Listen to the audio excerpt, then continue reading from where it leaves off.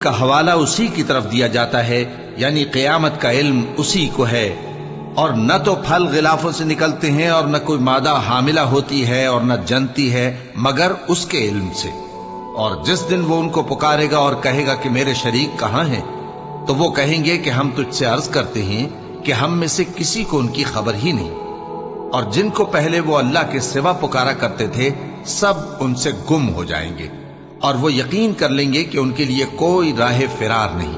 انسان بھلائی کی دعائیں کرتا کرتا تو تھکتا نہیں، اور اگر اس کو تکلیف پہنچ جاتی ہے تو نا امید ہو جاتا ہے، آس توڑ بیٹھتا ہے،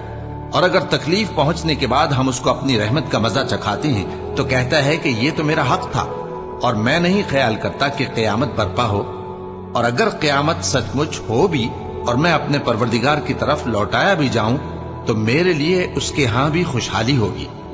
پس کافر جو کچھ کیا